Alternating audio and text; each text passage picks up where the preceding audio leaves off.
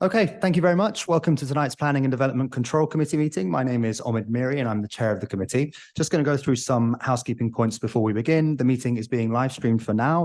That might fail, but by participating, you are consenting to being recorded. If the fire alarm sounds, I will adjourn the meeting. So if you could just please leave the meeting in an orderly fashion.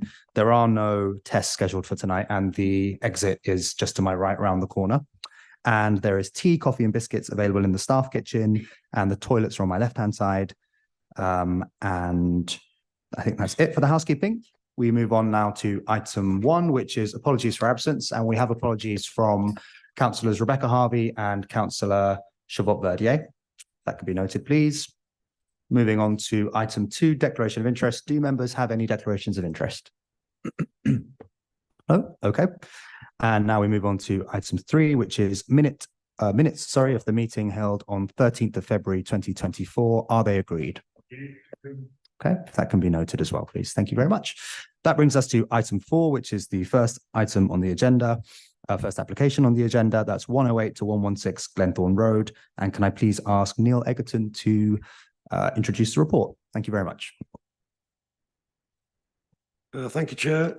Let's say this relates to 108, 116 Glenthorne Road. The proposal is to demolish the existing building with the exception of the front facade and part of the side elevation fronting Studland Street, and increase the height of the front elevation, erection of a 3-storey plus basement building in connection with the use of the property or change of use from retail to a hotel with an ancillary ground floor cafe, alteration of the front fenestration, new doors, windows, and installation of a new window first floor level to the side elevation. If I can just, sorry.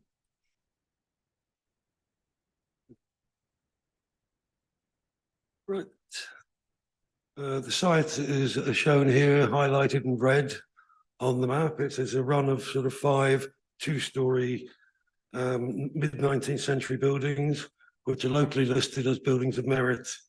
The site's situated in the Bradmore Conservation Area. The premises is currently vacant and has been empty for around about four years. You see the image there looking north to the site, and then there's a view looking from the south.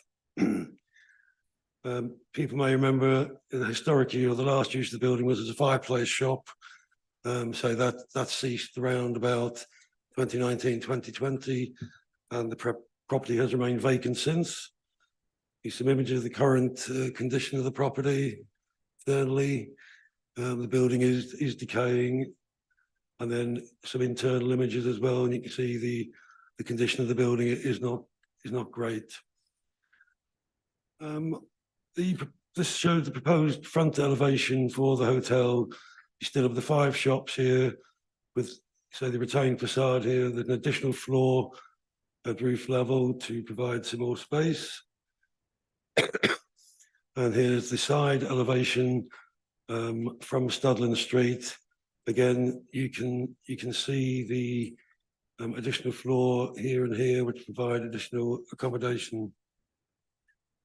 This just shows the rear elevation of the building looking towards Glenthorne Road. See the additional floor here shown with the cursor, and got the additional floor here, and then this is the just adjoining building on Studland Street. In terms of demolition, as I said, the front facade is being kept, and the side elevation, the rest of the building, as highlighted in red here, will be demolished and rebuilt as part of the development. Proposal is to provide the aspiration to provide a boutique hotel of 21 bedrooms. At basement level, here you can see there are 8 rooms proposed, all lit via light wells that are being created on the site. And then at ground floor level, you have the hotel reception and a small cafe area here with the main entrance to the hotel. You have a lift here to the rear, staircase, and there are four rooms at ground floor level. And moving up first floor level, there are six 6 rooms, again, circulation space, so lift to the rear. And then at roof level, there are 3 rooms, 2nd floor level. And then here just shows the roof, the mansard design of the additional floor. So this is an image of the current proposal. See the shop fronts retained, keep that character, and the 1st floor very much in line. Then the parapet has been raised slightly, and you have the additional floor there. And again, on the Studland Street corner, there's an indication of potential what advertising might be there for the site. These doors from Studland Street provide access into the refuse stores and staff areas. Light wells, a number of light wells have been created here on the frontages to help get light into the basement rooms. This just indicates that there is the light wells are on the forecourt of the premise themselves, but there still leaves a reasonable amount of space for pedestrian movement on the highway. In terms of residential amenity, the application site has a very close relationship to the property at number 50 Studland Street, which is immediately to the north of the site. There's a very narrow alleyway toward the back addition of the property, which has 2 windows, a door and a window serving a galley kitchen, and a window serving an uninhabitable room. And in the rear elevation of the building, there's a bedroom window, ground floor level, shown here in the middle central picture, and a bedroom then at 1st floor level as well. These 2 windows facing east, away from, along by the development. There will be an impact on these windows as a result, but unfortunately the close proximity, I mean, this alleyway is around about just over 2 meters at the end by the main building, narrowing as it tapers down. Almost any development on this site will have an impact on that, but this has been set out in the officer report in the right section. Just some more views from number 50. This is looking towards, this is the application site here, with the neighbouring property, 118 Glenthorne there. And again, similar view, and an existing outbuilding on the site at the moment against this boundary, but you can see the tapering sort of alleyway there to the side of the property. At the 1st floor level on number 50, this is a bathroom with obscurely glazed windows, and then this is a bedroom at the 1st floor level. There've been around about 13 letters of objection, concerns on the highway's impact on bus routes, taxis, general traffic and parking stress. It was commented that the building is falling apart and becoming an eyesore. Some concerns about residential amenity, foundation concerns, which would be a building regulations matter. Talking about the pavement outside being poor quality. Hammersmith Society and the Brackenbury Residents Association had commented that, assuming that if they were happy with the impact on number 50 servicing and details on the west elevation, they would offer support for the application. Main officers consider that the highways matters have been considered and the west elevation has been improved. There's conditions about the front facade being retained, so existing external joinery will be maintained. I'd say there is impact on number 50. I think that's unfortunately unavoidable, although it has improved from the previous iteration of the scheme, which was withdrawn and which did go higher and went further back.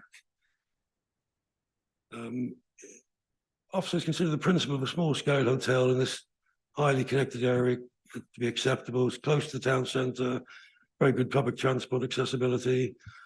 The scale and massing of the design is considered to be acceptable, and it will bring back into use these buildings of merit. Residential amenity has improved over previous iterations. When I say there are still impacts on number 50. It will be a car-free and coach-free development with cycle parking being provided. There's no flooding concerns for the proposal. We have negotiated some heads of terms for 106, including apprenticeships, end user employment, supporting small to medium enterprises, some build costs being secured locally, contributions towards community safety, environmental improvements.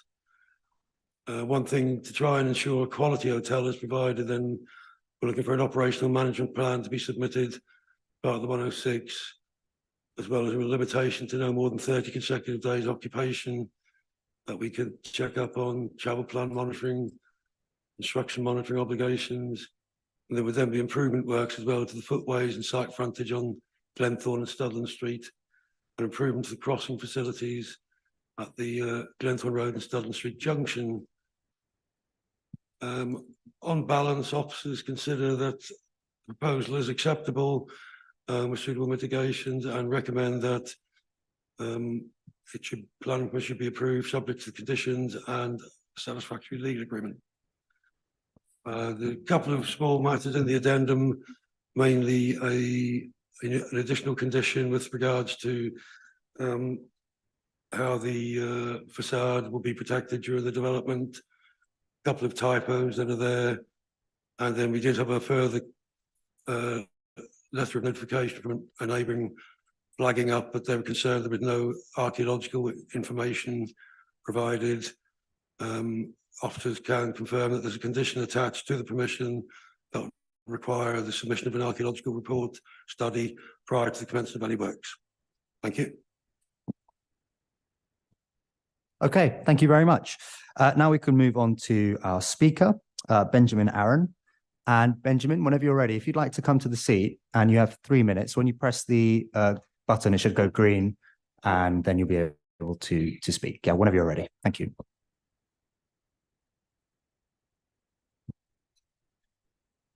Good evening, councillors. I'm Benjamin Aaron from Glenthorne Limited, the applicant for the proposal to redevelop 108 to 116 Glenthorne Road to provide a boutique 21-bed hotel and ground floor cafe. My family business, which I run together with my brothers, will develop and operate this hotel, and we are in contact with specialist designers to help create the internal spaces. Glenthorne Road will be our second hotel in Hammersmith and Fulham, the first on Fulham Palace Road, which also re-provides an historic pub alongside the hotel, is to commence construction soon.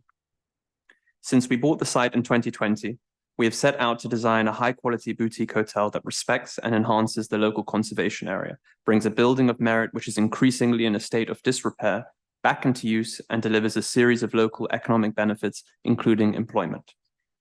We've achieved this by working closely with Hammersmith and Fulham planning officers, local residents and community groups such as the Hammersmith Society and the Brackenbury Residents Association since 2020.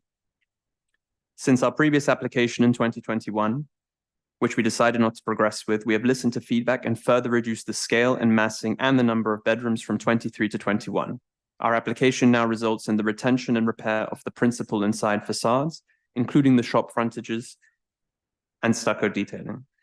Planning officers, the Hammersmith Society, and the Brackenbury Residents Association all support these revised proposals. The proposed hotel will positively contribute towards the number of hotel rooms for visitors to Hammersmith. We feel that it will be a unique proposition for the area. We have worked collaboratively with highway and planning officers throughout, including making positive changes to the proposed light wells to ensure pedestrian comfort, and demonstrated that the limited servicing activity can be accommodated without affecting buses and general traffic on Glenthorne Road. Limited number of trips will be generated across a given day, which can be accommodated on the excellent array of public transport opportunities locally, and underpinned by a commitment to prevent staff and visitors from parking on street unless they have a blue badge. The economic benefits of this hotel will be local. We'll be supporting local employment and are committed to supporting 20% of staff to be from the local workforce. We'll be making the following contributions as part of the application: £10,500 towards apprenticeships during construction, £4,500 towards the council's efforts to support local SMEs to bid for contracts tendered in the supply chain. 10% of build costs will be procured locally. The rest of the project team joins me and would be happy to answer any questions you may have. I hope you agree with your officers and support this application, which will deliver a high-quality hotel and cafe and bring back a vacant building to provide tangible benefits to the local community. Thank you for your time.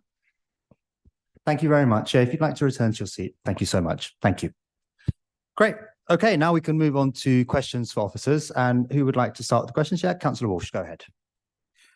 Thank you, Chair. Firstly, a question to highways. Could you indicate where on the map you'd expect the set down area for visitors or guests of the hotel to be?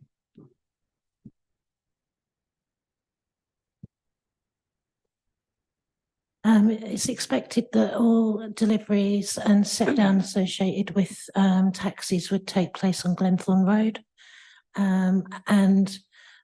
Because of the location of the bin storage, it's anticipated that waste collection would take place on Stutland Street. So when you say the visitor arrival will be happening on Glenthorne Road, I'm assuming you're obviously, given that traffic flow would come down Stutland Street from King Street and then expected to turn right to park in front of it. This is a relatively busy junction. If you also consider that Darling Road is on the opposite side, and obviously you've got traffic coming down from Darling Road turning onto Glenthorne Road. It looks from the pictures that to be a double yellow line, which would suggest that that would be not a suitable location for set down. So is there going to be a revision of that? Currently there is single yellow lines on part of the frontage and double on others.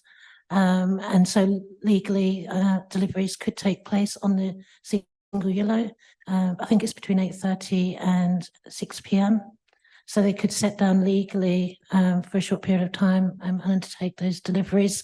We also asked the applicant following the submission and application to submit swept path analysis to show that the largest vehicle that's likely to take deliveries to the site, which is a 10-metre rigid vehicle, that if it was waiting on those single yellow lines, that it wouldn't affect two-way traffic movements or two vehicles to pass, and that was the case. Okay, thank you for that. My next query relates to obviously the CPZs. So this sits within parking zone L, which is a parking restriction primarily between 9 and 5 Monday to Friday.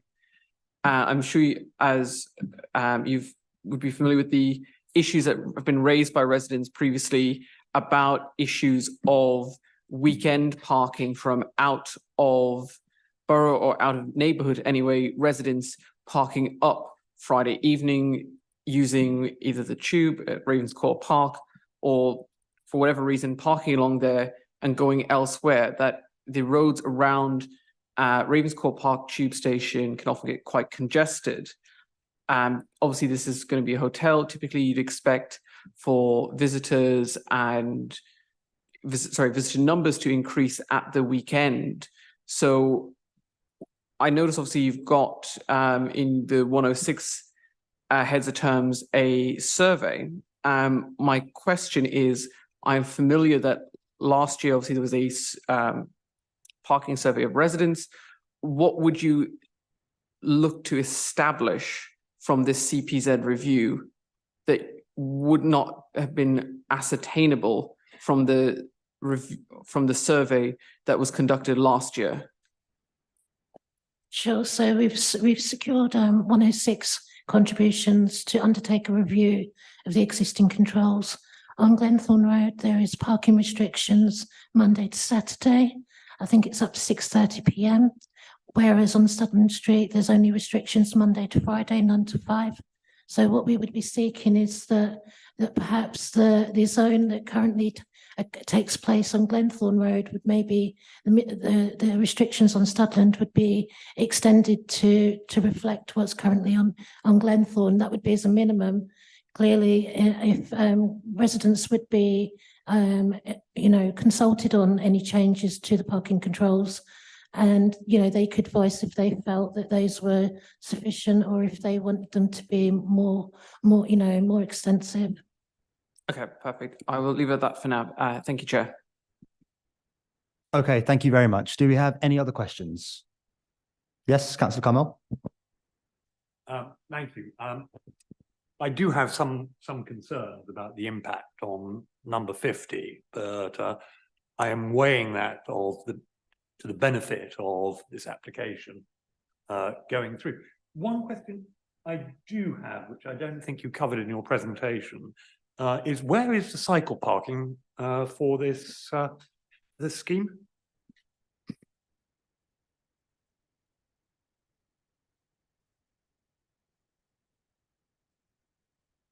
See the bike store on the left-hand side there? Yep, yep.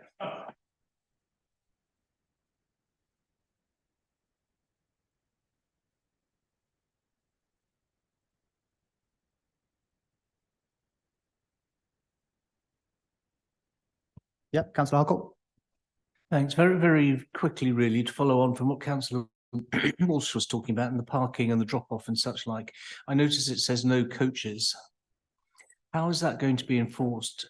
And the reason I ask that is the Glenthorne Road is narrowest at this particular point. It gets wider as we go closer towards the gyratory, and where you've got the, I can't remember what the name of the hotel is. That is over there. Is it W6 or something? Something west. Big hotel. There's always coaches parked outside there, which cause all sorts of obstructions and things. And what enforcement is there going to be done here to stop the same happening here? Sorry, Councillor Harcourt, where is the hotel that you mentioned, the bigger hotel on the same road? It's on the same road. Glenthorne Road? Yeah. Okay. Oh God, what the hell's it called? I can't remember what it's called. Okay, well, nearby. Okay. It's just before you turn right onto Beedon Road to get into the gyratory, just over there. Opposite the new Sovereign Court. And I can't remember what the hell it's called. Sorry. Sorry, we've secured a coach restriction on the development, and the extent of it would be that they wouldn't be able to take coach bookings as part of any bookings to stay at the hotel. They would have to show on their website and in their travel plan that there is no opportunities for coaches to access the facilities. And through that process, if we received complaints, we would then be able to, because they've entered into a legal agreement to say that they wouldn't undertake any coach bookings, then we would be able to enforce against that. Thanks. Just a comment, which is basically, I'm glad to see that little run of shops is being preserved, the facade, because it is quite a significant thing. I go past it, God knows how many times a week on the bus, and it sticks out in my mind all the time, especially when there were the fireplaces in the windows, and I'd hate to see it disappear. So I think it's a positive move. And looking at the standard of the inside that you showed in the photographs, I think it's obviously timely that some action is being taken to preserve a building.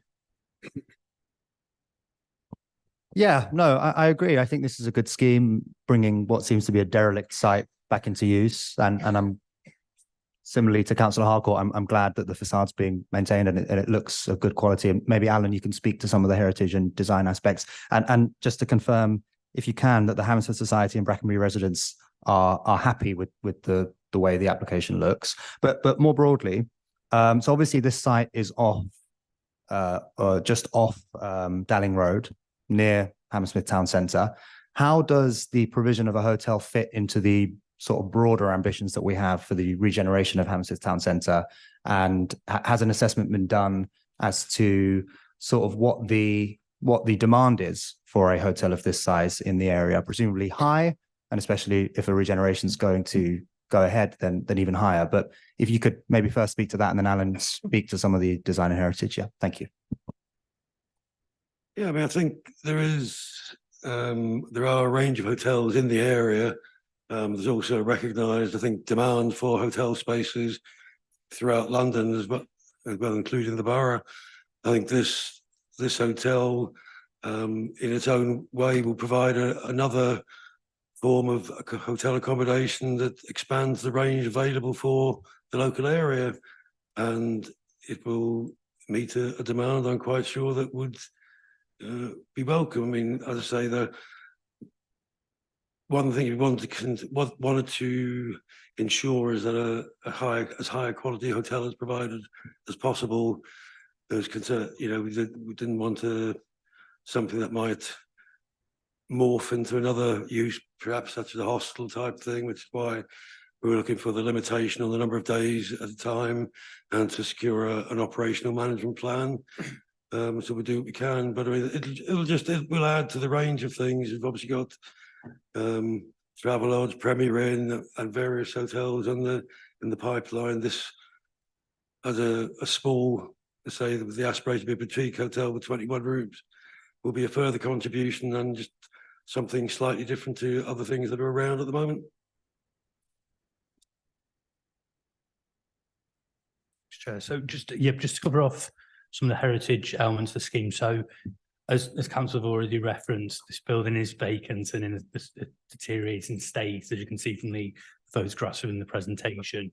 I think we've tried through the pre-app and application processes to work quite hard with the developer to limit the extent of demolition that comes forward, whilst also enabling the locally listed building and merit to the key significant elements of it, particularly in terms of its architecture, to be retained and restored throughout that process, whilst also allowing adaptation to allow the alternative use to come forward. I think we've struck quite a good balance in terms of what is preserved, what is reinstated, and then obviously the extensions that then facilitate the new developments come forward. So the upper floor mansard obviously has been designed in a way that its scale allows for the parapet of the main building form to be retained in prominence and in views on Glenthorne Road and within the conservation area. So we consider that to be, you know, a positive part of the scheme. As you mentioned, in terms of amenity groups, and a lot of the objections mainly relate to the Studland Street components of the scheme, particularly the kind of the add-ons to mansard within that context. Again, we've worked with the developers quite hard through the pre-app and application discussions to try and limit those extensions. I don't know whether, Neil, you can bring up just the image of the elevations to Studland Street. And we have had some views submitted to kind of help to ensure that the scale of those extensions is beneficial within both those views, really, to try and kind of limit any heritage harm and sensitivity. Have we got the visuals? Sorry, the one from Studland Street. I think it was in the back of the pack.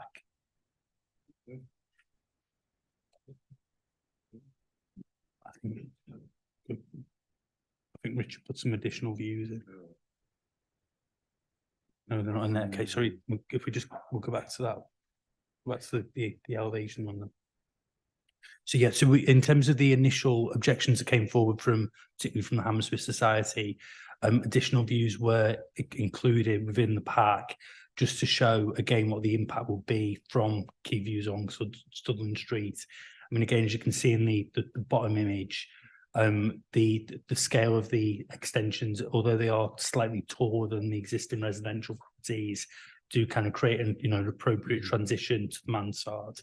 And again, we feel that that's an appropriate balance to facilitate the new use and then limit any heritage harm. So the conclusion really is the fact that given the nature of the building in its deteriorating state, that the extent of extensions and alterations are considered on balance not to result in any harm to the conservation area, and indeed kind of an enhancement of this section of the conservation area, but also an enhancement to the locally listed buildings by bringing them back into a beneficial, viable use.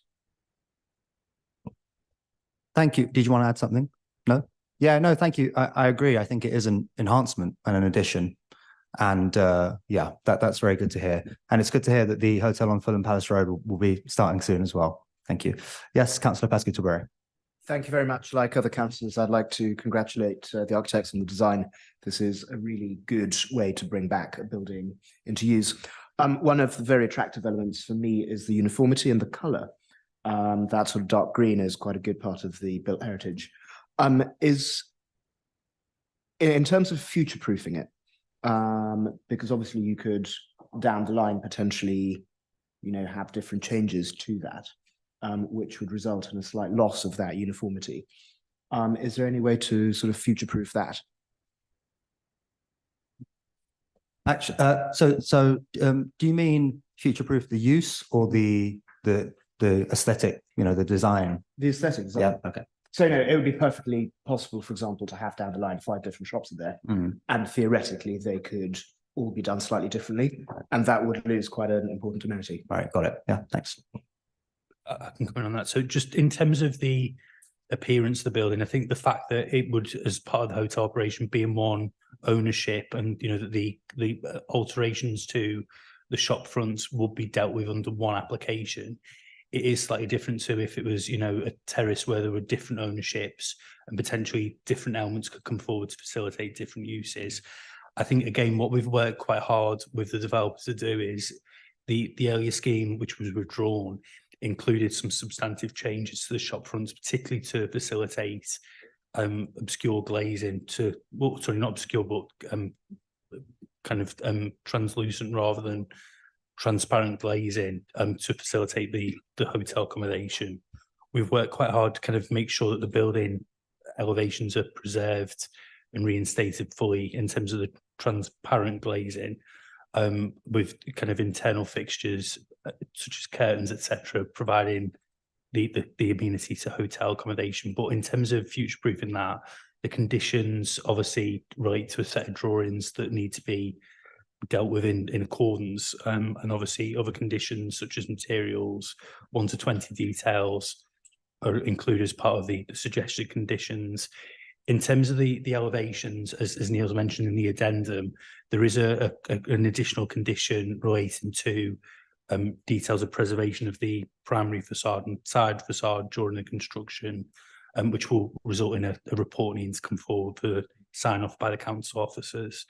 And in addition, also, there's obviously a build contract condition relating to ensuring that the construction takes place, hopefully within an agreed period. Thank you very much. Okay, do we have any other questions? Yep, Councillor Harcourt. One very quick one. The mansard, it looks like slate. Is it slate? Or be it natural slate or whatever? There is an indication in the design and access statement, but again, the materials condition would seek samples of those materials to come forward for officer approval. I asked that, just looking at that, that's what it looked like. But equally, when you look at the pictures, the aerial photos, there's a right mix of tiles and slates and everything. I think that's why we wanted to include the condition, so we can see material samples and panels before the building's erected. Okay, yep, Councillor Carmel. Thank you. Can you pull up the ground floor plan again, please? For a hotel of this size, I'm just slightly concerned that the amount of space put forward for the cafe looks very small. And if they're going to be offering breakfast, they're going to have a shift system to get more than probably 4 rooms at a time. Is this something that has been considered? Because it means additional footfall and other things going around. And I think the cafe was brought about as discussion because it was felt to be it may be more of a coffee shop that could be open to the public walking by and just enlivens the frontage of the shop. I mean, there's generally low footfall there, but it is small. I mean, I think it's not necessarily a plan that breakfasts are provided, not that I'm aware of at the precise moment, but I mean, that was something that would probably come under the operational management plan. But we do recognise it is a small cafe, but it is still, I think, seen as a positive benefit that, somebody may be able to come in and get a coffee, whether they're a guest at the hotel or not. So a limited F&B offering for guests of the boutique hotel. Okay, do we have any other questions? No? Okay. In that case, we'll move on to voting. So firstly, we'll vote on whether recommendation 1 in the report is agreed, and that's on page 12 of the report. Excuse me. So firstly, we'll go to Councillor Harcourt. Will you be voting for, against, or not voting? For. Councillor Souslous? For. Councillor Walsh? For. Councillor Carmel? For. Councillor Pascu-Tibere? For. I'll also be voting for, so that recommendation has been approved, subject to the changes made in the addendum. Now we move on to recommendation 2, which is also on page 12. Councillor Harcourt? For. Councillor Souslous? For. Councillor Walsh, For. Councillor Carmel, For. Councillor Pascu Tubure, For. and I'll also be voting for. So that application has been approved. Thank you very much. Thanks for your time. Thank you. Now we move on to the next item, which is item 5, Riverside Studios in Queen's Wharf. And can I ask the presenting officer, Sian Brown, to please introduce the report whenever you're ready? Thanks.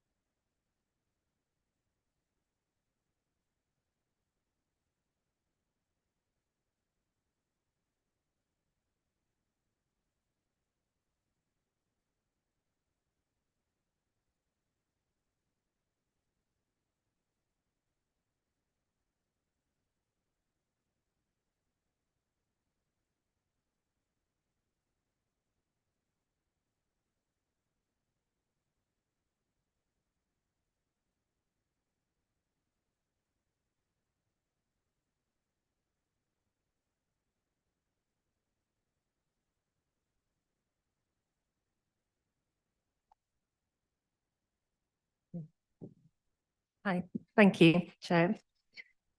This application relates to the Riverside Studios and Queen's Wharf on Crisp Road. The application is for the retention of 2 air handling units within the podium courtyard, which serve the Riverside Studios Art and Media Centre, which is located on the ground and first floors below. The application site, outlined in red, relates to the former Queen's Wharf and Riverside Studios buildings, which were redeveloped following the grant of planning permission in 2014. The building comprises 165 residential units and approximately 8,500 square metres of commercial floor space, including a new facility for the Riverside Studios. The site itself relates to the podium courtyard, which is within the centre of the building, just here. The site is located within the Fulham Reach Conservation Area on the north bank of the River Thames and within the setting of the Grade 2 star listed Hammersmith Bridge. Just here. The site is also adjacent to the historic Queen's Draw Dock, Beckett's Wharf, and at the end of the lower mall with its many listed buildings and buildings of merit. The site is bounded by Queen Caroline Street to the north, Crisp Road to the east, and Crisp Walk to the south, and beyond that, Chancellor's Wharf residential development. This is a view of the development from Hammersmith Bridge.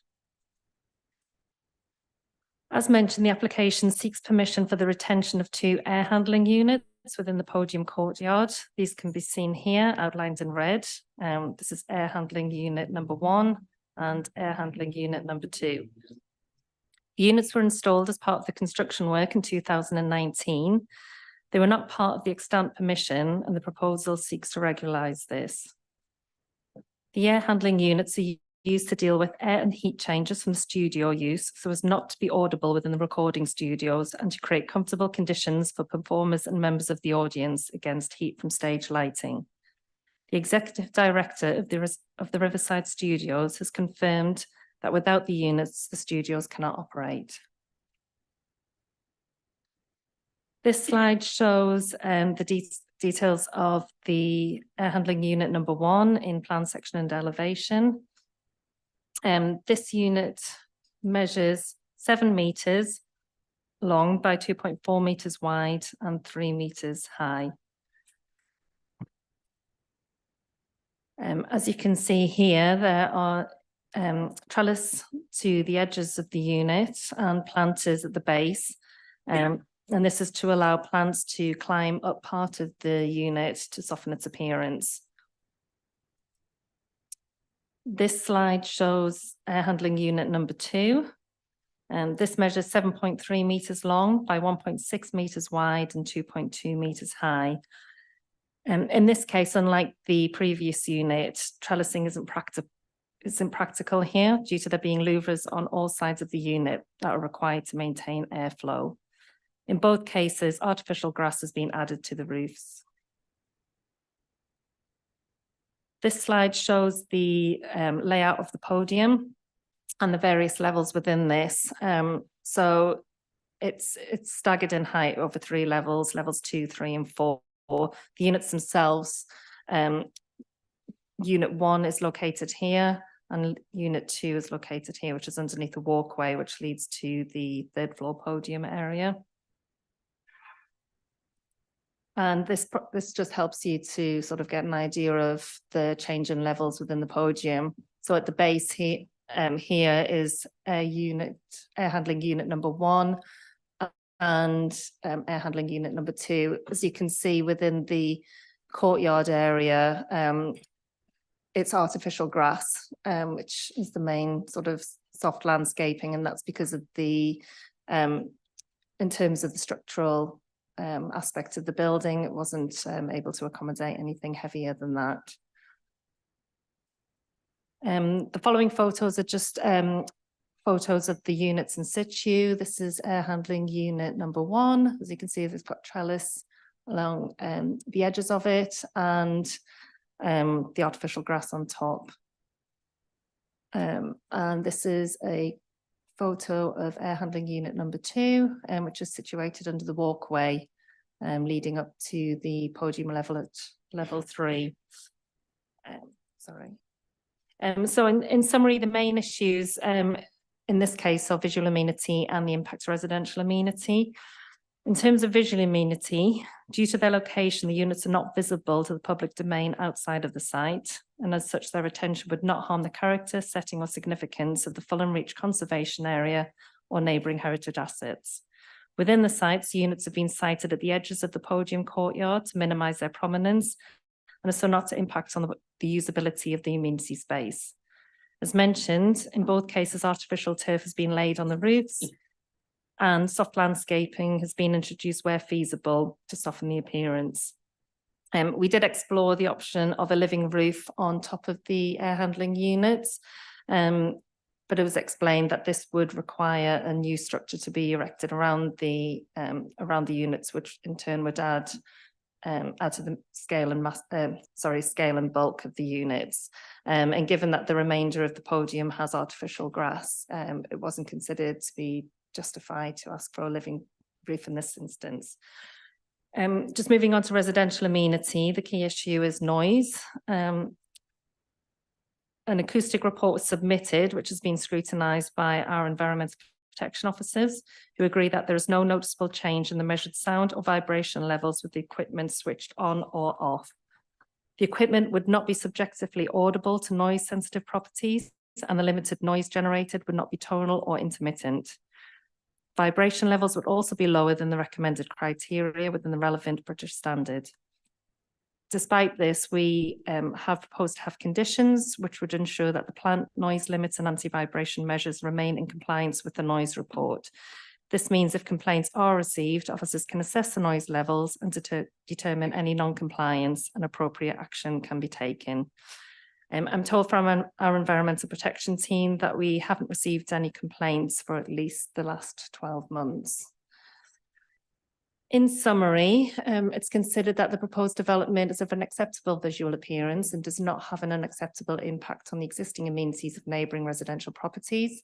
The proposals assist with the continued running of the Riverside Studios, where theatre productions continue to take place. And subject to the conditions outlined in the officer report, it is recommended that the application be approved. Thank you. Thank you very much. Thank you. And I see in the addendum, there are just some minor sort of corrections of what sorry. No problem. Thank you. Thank you very much. Okay, we can move on to questions. And Councillor Souslis, do you want to take it away? Yes, thank you. Thank you for that. I just wanted to ask about the process. Obviously, as you mentioned, these were not part of the ex-ante permission, and now this is basically a proposal to regularize the situation. I just wanted to know if this is a normal process or regular process, and yeah, what its standing is basically. Yeah, thank you. For what we understand is that the units were installed during the construction period in 2019. We had a pre-application which was to discuss the installation of these, and it was thought at the time by the applicant that they didn't need planning permission. However, we concluded that we did feel that planning permission was needed, hence the fact that the application has been submitted, sorry.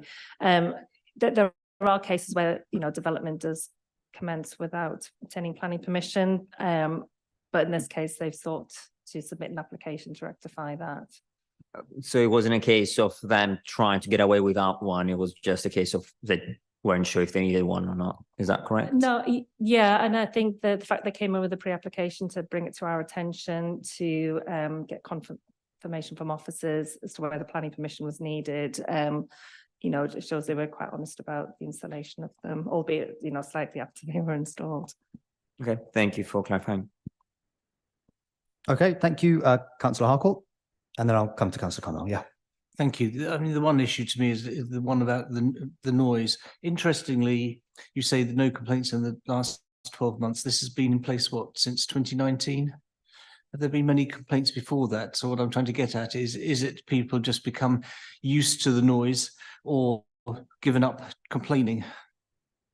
During the course of the application, we had one, we have had objections in terms of noise amongst various other matters. Specifically, there was one objection received, which where the resident monitored the noise through a phone app that's mentioned in the officer report, which our environmental protection officers investigated. And it was deemed that measuring sound through a phone isn't accurate enough. So we would base our assessment on a report that was submitted. In terms of other objections or complaints, I think our enforcement team received one, again by the same occupier, which commented on the application. But because there was an application in that we were dealing with, there was no sort of action taken on the basis of that. I would just say through the chair, one advantage of regularising the situation now is that we can impose a condition on it. So it makes any enforcement a lot easier. Because at the moment it would just be relying on environmental health legislation and the protection into that. Release with planning, we can add that layer through the condition, and it would make it far more easier then to monitor and enforce if the noise did rise above acceptable levels. Okay, thank you. Councillor Connell. Thank you. As members of this committee may well be aware, I do have a predisposition to not liking requests for retrospective planning permission. I remember with some horror the length of the planning committee where we granted permission for the Lyric Theatre. I think we were there till some 2 o'clock in the morning. The communal Riverside Studios.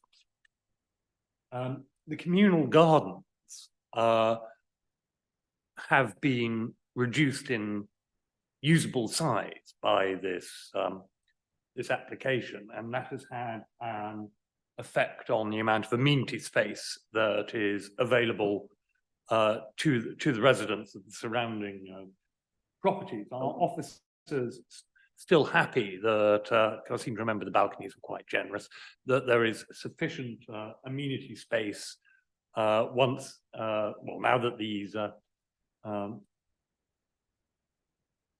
handling units are allowed or not. I don't remember that the planning committee agreed to artificial grass in the original application, but I may be mistaken from this. I thought there was a landscape management plan, and in which case did they seek the permission of the local planning authority to change and regularize the use of artificial grass? And if so, when did that happen? And the other thing is that I'm surprised that Councillor Harcourt didn't raise it, that these things will produce air pollution. Air handling units do. Has that affected the energy efficiency of the theatre building? And if so, by how much? And is it still in compliance with the Mayor of London's targets for reductions in CO2 and other pollutants? Okay, thank you. I'll address each point in turn. In terms of the impact to the communal areas, and they have been located as sensitively as possible. So this is probably easier to see. So they've been located against the wall, sort of within the corner or underneath the walkway here. The main area, so I don't think it's compromised the usability of these spaces. I think it's clear on this image that you know, the upper areas are probably the more landscaped areas where people would probably be drawn to. At this area at the bottom, if we just show it, it's mainly hard standing. They have been located in the corner of the site. The rest of the site in this area is actually a glazed roof which serves the atrium to the studio below. So I think with the areas above levels 3 and 4, I don't think the location of these air handling units would compromise the quality of the communal area. Secondly, which was the landscaping. From what I understand, I wasn't the officer on the original application, but the landscaping was secured by a condition.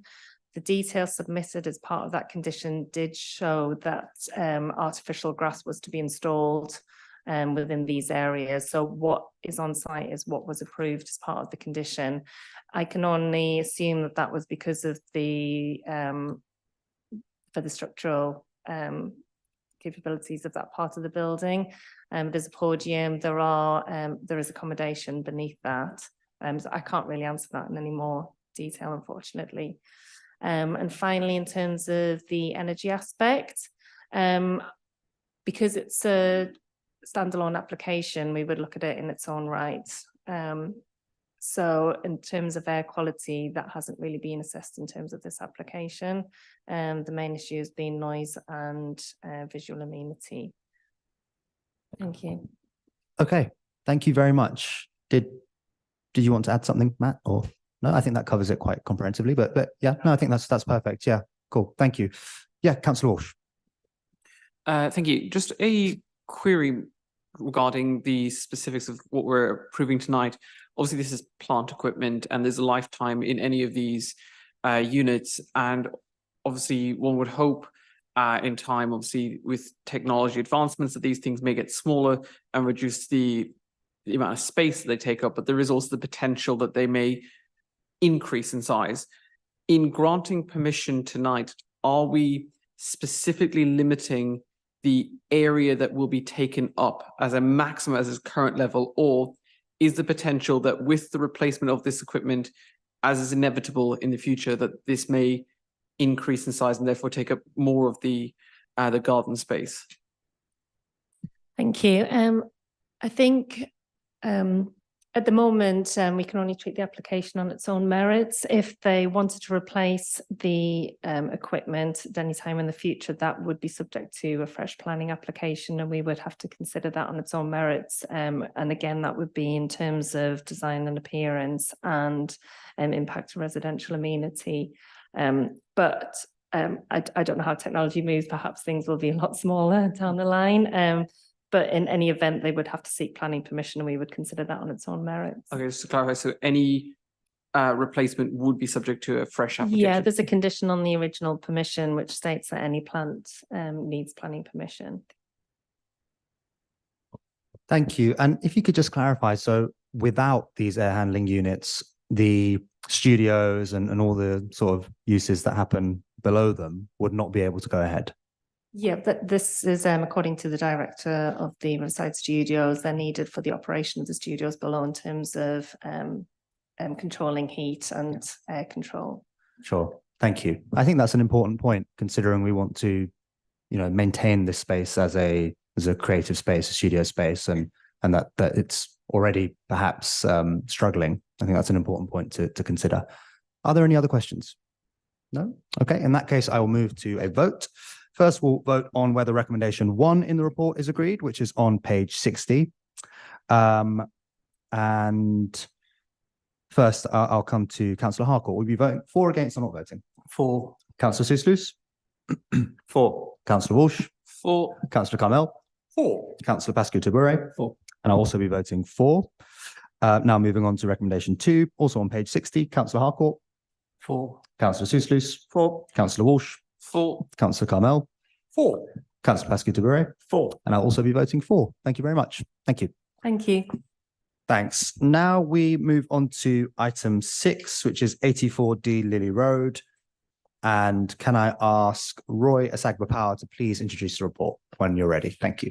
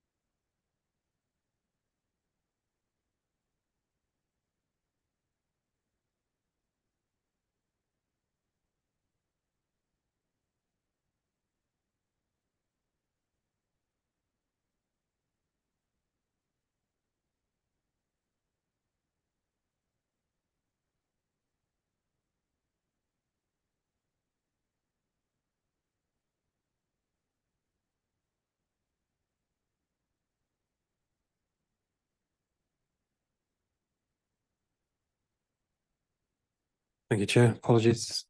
Just reconnecting.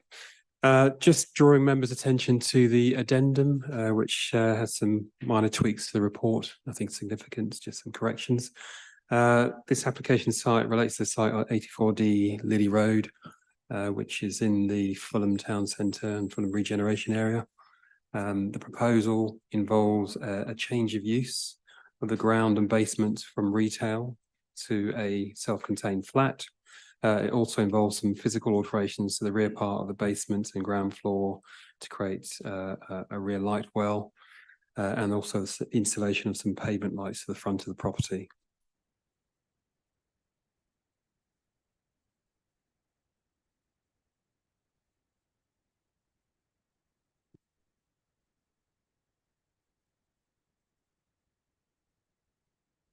This is just showing the site within the town centre. So what you get is the dotted lines are part of the Fulham town centre, and the red star in the middle is the site of the application site.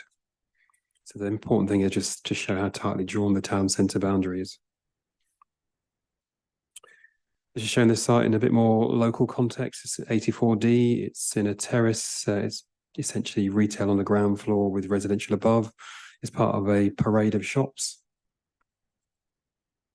This is an aerial shot taken from the rear. The property recently got consent for some changes to the rear of the property for conversion to a flat to 2022 permission, which allowed the conversion of part of the existing shop to a flat whilst retaining the retail at the front of the property. Here's the shop on North End Road, highlighted in red with a white shopping frontage. It's a closer view of it. And this is really just highlighting what's proposed. So the two images on this page, we've got the existing, the upper image is basically just an open plan retail area with a counter and some stairs going down to the basement. At the bottom, you've got the proposed layout for the residential unit at that level. You have the sort of bedroom in the central area, and you can see it's set back away from the shop frontage, which is to the right of this image. And significantly, that's the shop frontage. You've got some stairs behind the shop frontage, and then beyond that, you've got like a void. And then beyond that, you've got some glazed area, which creates this kind of funnel, if you like. And then you've got another light well in this sort of southern area, and that is adjacent to a study. And beyond the bedroom, you have the bathroom. At basement level, you've got this double height void, which leads down to a dining area. Significantly, there are no windows to that dining area, and this was at basement level. So there's no natural light getting down to that level other than through this light well at the rear, and also potentially, but at a very limited level, is the light that comes through the ground floor and then through the staircase. So it's very limited. This is showing you a cross section of the proposal. So on the top image is the existing layout, which basically what I said before is essentially an open retail floor space area with steps going down to basement area. The image on the bottom is basically showing the bedroom in the middle between those two red lines, and then a void, if you like, to the front of the shop. And you can see there's quite a significant distance between the front of the shop and the elevation for the side of the bedroom. And then you go down to the basement, and then you have some additional accommodation here. And the primary accommodation is at basement level. So that's where the least amount of light gets to and the poorest outlook is. So the main concerns to take into account when looking at this is that in principle, this development would have an adverse impact on the town centre vitality and viability. And the reason for that is that we have our local plan policy TLC2, which allows for change within the retail of the town centre. It's subject to certain criteria. Specifically, criteria 6 states that consent will not be granted for residential uses within the ground floor frontage. That's within town centres. And obviously we have a hierarchy of retail. We have our town centres, we have our local centres, and then we have our non-designated centres. And there's more flexibility outside the town centre, but certainly within the town centre, the idea is to retain the retail as far as possible. And so from a purely policy perspective, this proposal is contrary to policy TLC2 because it results in a loss of a retail at ground floor frontage. So if it was on the upper floor or towards the rear, it's not an issue. And that's what we've managed to do previously. But in this particular case, it's the last bit of the retail that's surviving, and that's the bit that would be lost. Other issues to look at are the quality of the accommodation itself. So at ground floor, there's very poor outlook because there's no windows. I think I've mentioned before.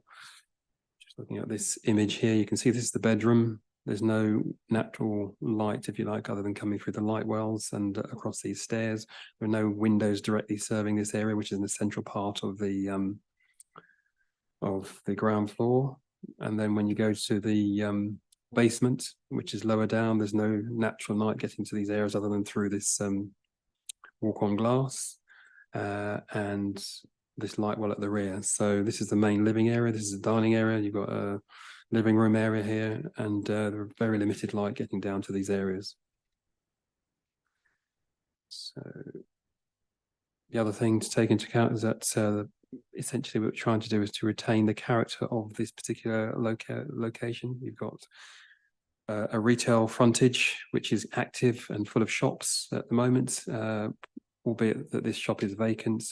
Most of the shops in the locality are occupied. And if this shop were to be lost, it would result in dead frontage, as the front of the property would need to be obscure glazed to prevent loss of privacy to the occupiers.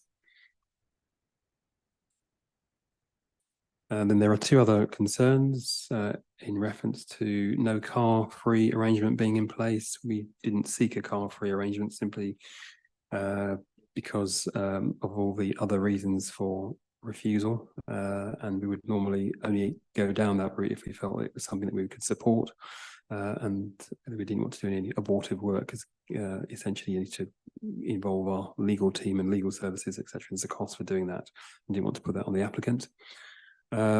Also, the cycle parking that's proposed is not sufficient. It's substandard, and you can see on the image on the bottom there are two cycle illustratively shown at the bottom, illustrated, and the depth of those are shown as being 0.2 meters deep. And whilst that might be the case, that's very narrow, and it's the requirement for the standards that we use is normally that they should allow for 650 millimeters of space. And because you've got these two bikes in tandem, what it means is that if somebody comes in through the front door here, they're basically squashed in this space. It's very narrow and not very usable space, this passage. So it's not a great location. So overall, based on the above, we're looking at recommending this for refusal. Okay, thank you very much. I have a number of questions, but before we go to questions, I believe Councillor Carmel wants to say something, and then I'll go to my question, but go ahead. Thank you. Just for a point of clarity, it's occurred to me that I used to know the owner and occupier of this building.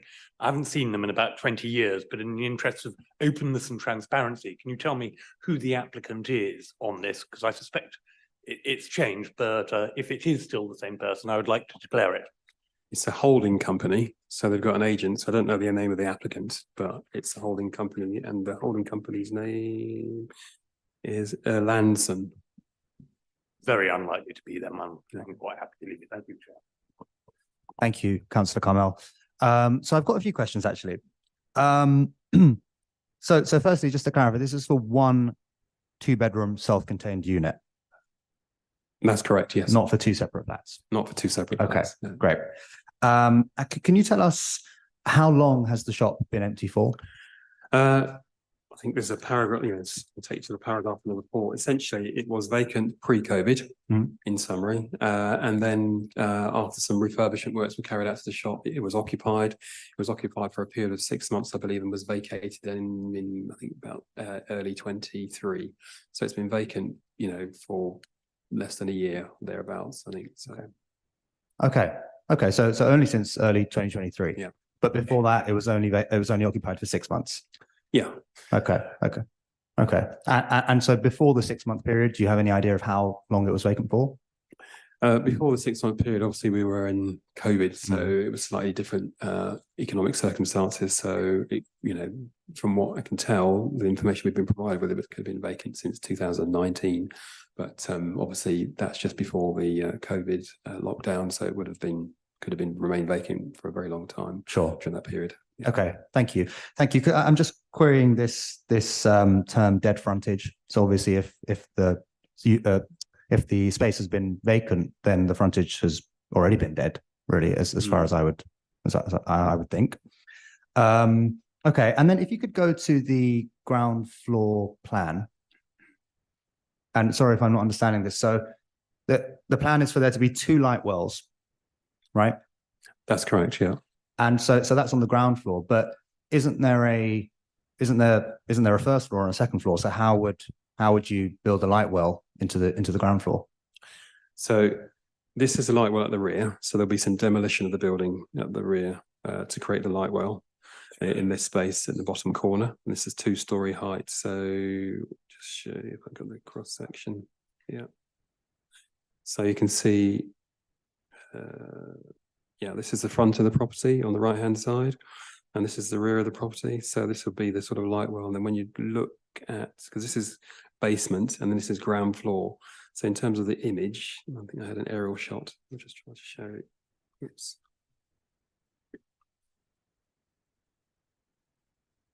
You see that? Hopefully that's clear. But essentially it would be occupying this space here. Okay. So it's possible to build a light well. And just to go ahead. And then the other thing that's creating light is at the front, the paving stones, which are, so just go back to.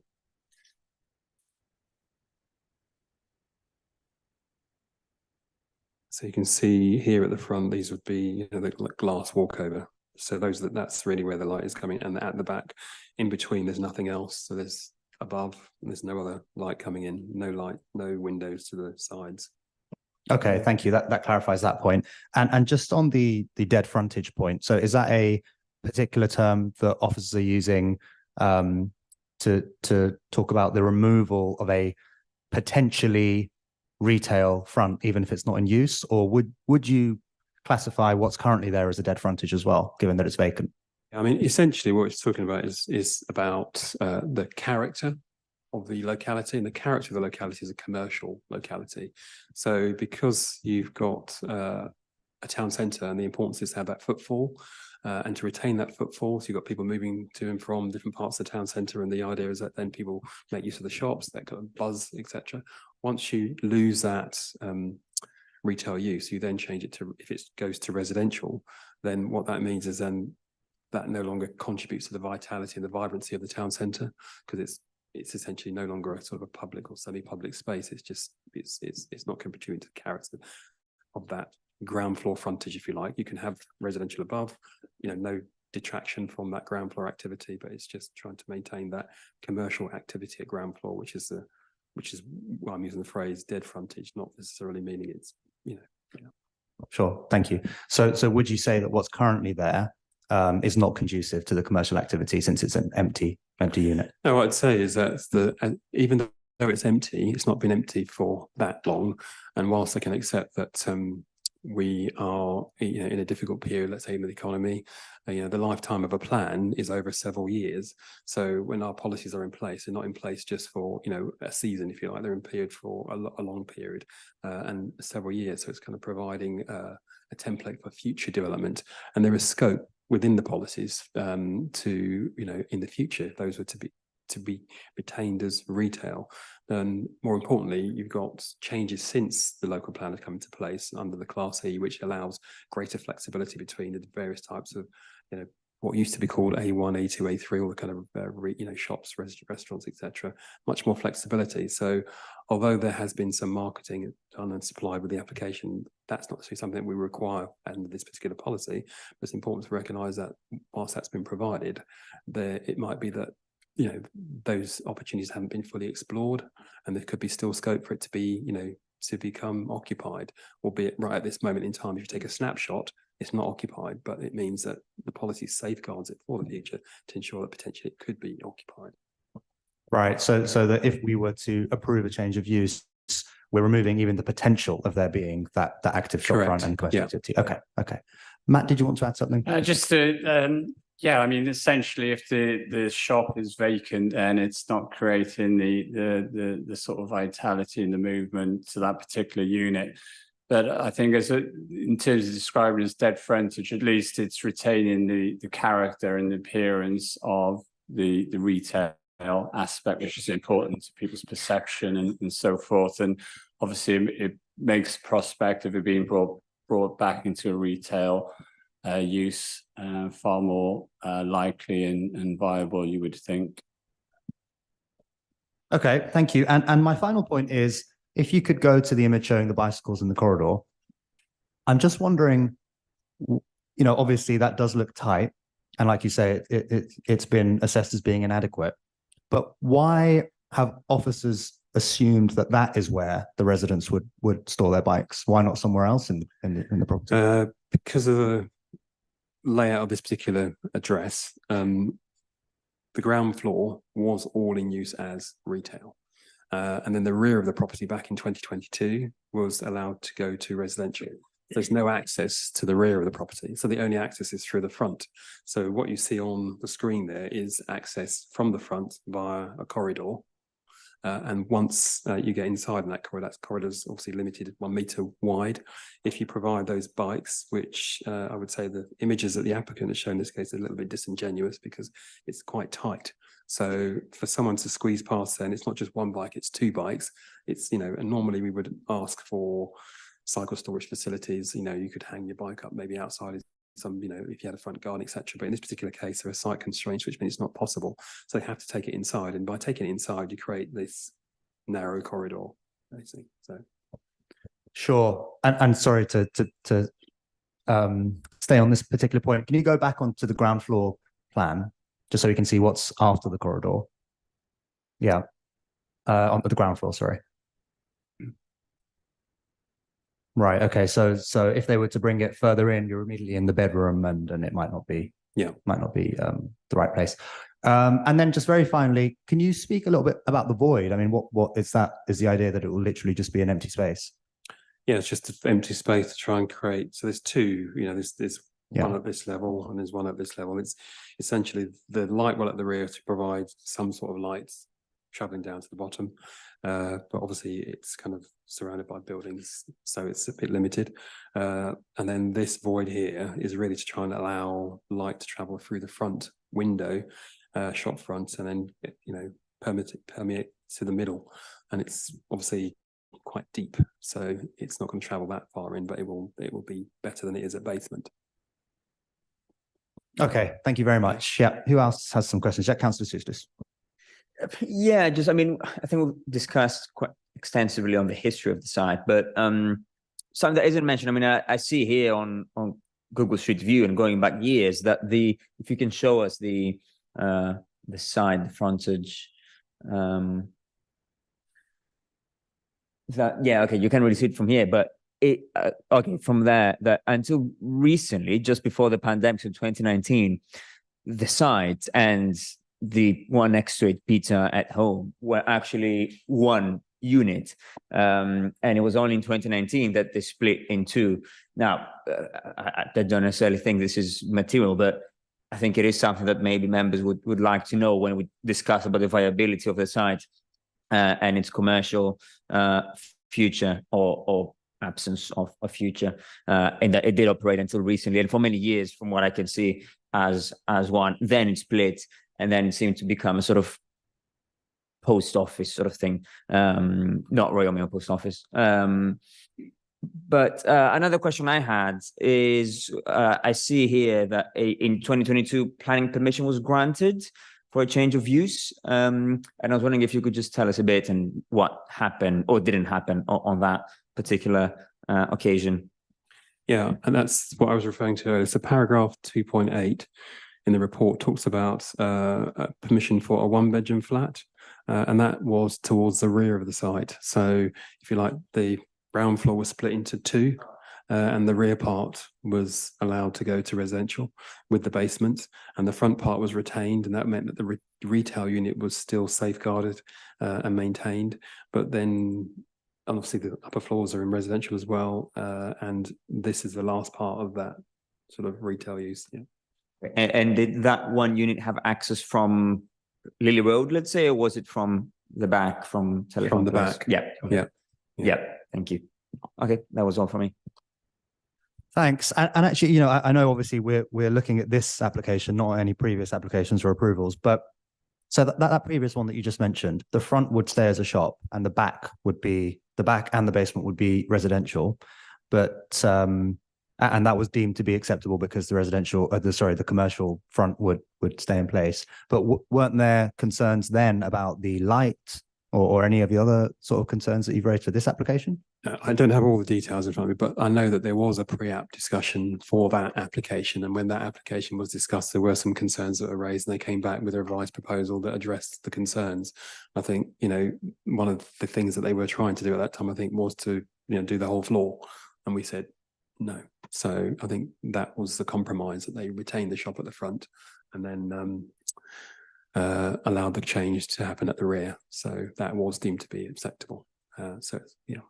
Okay, and the only reason why I asked that question is just to clarify. So the main reason why officers are recommending that we refuse this application is because of the loss of the commercial front and not all the other things. No, I wouldn't say the main reason. I mean, they're all collectively together, but I would say the first reason is, you know, you establish the principle. Is it acceptable in principle? And in principle, it's contrary to policy. That's the first thing. Second thing is in terms of the quality of the accommodation. The quality of accommodation is, it's not, you know, to a standard which we would expect, you know, to be modern standards, let's say, because of the basement accommodation being poor light, poor outlook. And if you're actually living there, you know, it's not a great environment, I would say. Similarly, when you talk about the character, that's in policy. It talks about, you know, trying to maintain the character of the retail so that you can then, as Matt said, you know, continue in the future to be retail, and then encourage others to come back if it's occupied for a short period. But from what, you know, knowledge of the local area, most of the shops there are actually occupied, so there is scope to come back. So the car parking one is again valid because car-free development in a town centre is PTAL, very high PTAL, so that's a very valid reason for refusal also.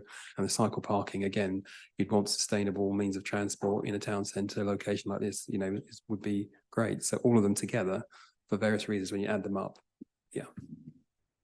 Okay, thank you. Any other questions? Councillor Carmel and then Councillor Pesky-Tiberi. More a comment than a question. I had a look at their marketing report for the site, and I have to say that they were saying that there's plenty of other commercial local availability, except their definition of local and mine are different. They list 28 properties, 15 of which are on either the Fulham Road or Fulham Broadway, which ain't local. They've even got some down on the King's Road, go as far as Fulham High Street. That ain't local availability. So I would give adequate weight to what I would consider to be a proper marketing report. But I think that the marketing has not been as robust as it might have been had they not had the plan to do what they're planning to do tonight. And that is another reason I'm going to give not as much weight to the marketing report. Just to add to that, but in terms of marketing, it's not necessarily something that's applicable in this particular case because it's a town centre. If it was a local centre, you could use a marketing report potentially to justify the loss of the retail if you had sufficient evidence to demonstrate that. But in this case, the different policy applies, which is TLC 2, and it's bullet point 6, which basically says that consent will not be granted for residential uses within the ground floor frontage. So there's no flexibility there. So that's the important thing as well. Sorry. And would you be able to give indications about the rate of vacancies in immediately nearby commercial premises? Yeah, I mean, to be honest with you, only from walking around, seeing, there's hardly any vacant properties there. We haven't done a recent survey, but there are hardly any vacant properties there. So I think that's the important point to make. If there was, significant vacancy, obviously, that's of concern, but we still have our policies which we still need to maintain for some period before we can actually change them. So yeah.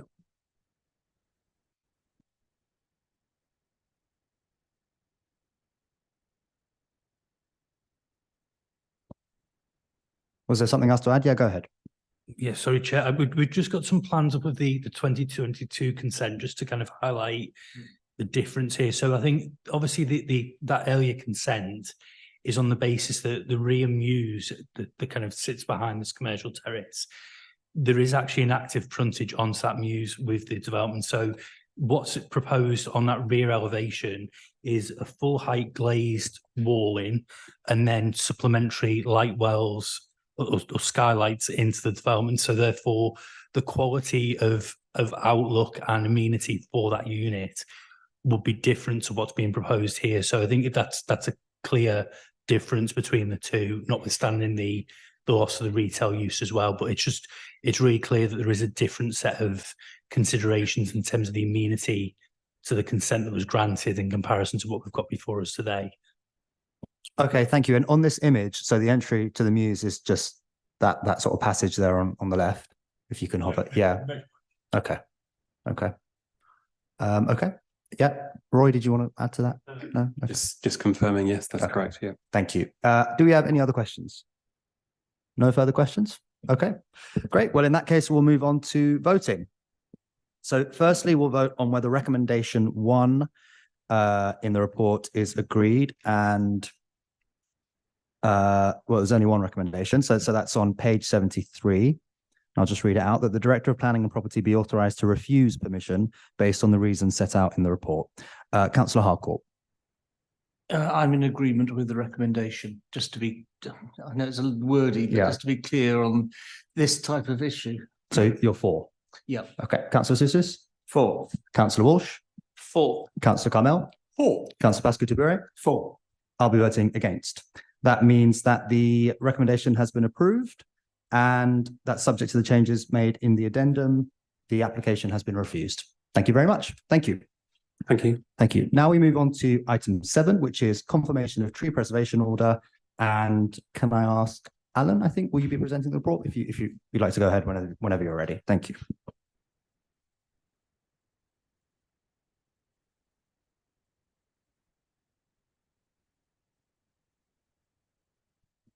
Thank you, Chair. So, so this is to confirm tree preservation order in relation to trees at High Mews and Down Road. So I'll just go through this. So this is the subject to a provisional tree preservation order, the trees indicated on the plan here. So this is for T1, which is a lime tree, and T2, which is a Himalayan birch tree.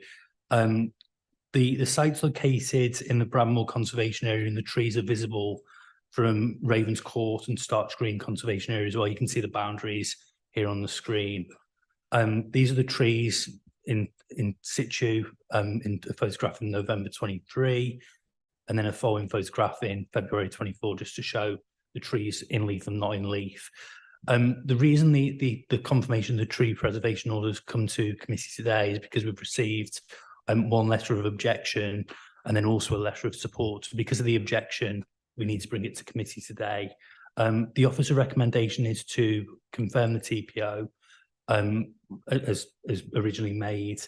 And again, with regards to the objections, the reason for making the TPO is really that it doesn't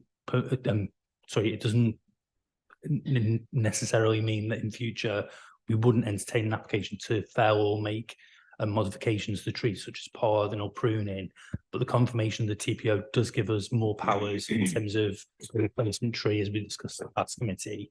But at this stage, in terms of the amenity considerations, the trees are considered to have ample amenity to warrant the confirmation of the TPO. Okay, thank you. And so if we were to approve the TPO, is there any risk that this would disrupt any construction work that needs to go on at the site or anything like that?